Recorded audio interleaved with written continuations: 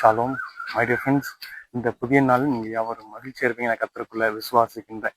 இந்த புதிய நேரத்திலே புதிய துவக்கத்திலே நம்முடைய தேவனாய கர்த்தர் சில காரியங்கள் நமக்கு நினைப்பட்டுக்கிறார்.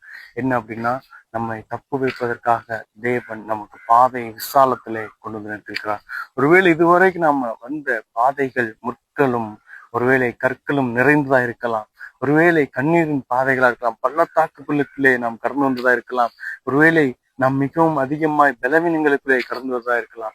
அது நம்மை நொறுக்கி உருக்குகிற வண்ணமா இருக்கலாம். ஆனால் இப்பொழுது நம்முடைய தேவனாகிய கர்த்தர் நம்மை விசாலத்திலே மிகவும் செழிப்பின் பகுதியிலே மகிழ்ச்சியிலே நாம் நிறைந்திருக்கிறவர்களாய் நம்மை விடுவிக்க அவர் நம்மை கொண்டு வந்திருக்கிறார்.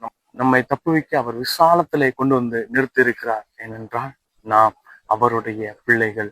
அவருக்காக அவருடைய வார்த்தையின்படி வாழ நாம் அங்கே முயற்சி செய்தவர்கள். இந்த நாட்கள் நாம் பட்ட பாடுகளிலிருந்து விடுவிப்பதற்கும், இத்தனை நாட்கள் நம்முடைய கண்ணீரின் அவமானங்களை மாற்றுவதற்கும், நம்முடைய கோரமான நாட்களை நாம் நினைவிலிருந்து அகற்றுவதற்கும் நம்முடைய தேவன் நம்முடைய வாழ்வை இன்றைக்கு விசாலத்துல கொண்டு வந்து நிறுத்திருக்கிறார்.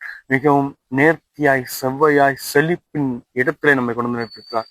நம்மை தப்புவித்து உயர்த்துவதற்காக, நம்ம எல்லா உலகின் அந்தகார கிரியைகளுக்கும் தப்புவித்து நாம் தப்பிக்கப்பட்டு எல்லா பிரச்சனைகளுக்கும் அப்பாற்பட்டு நாம் உயர்த்தப்படுவதற்காக தேவன் நம்மை இந்த விசாலத்திலே கொண்டு வந்து நிறுத்திருக்கிறார்.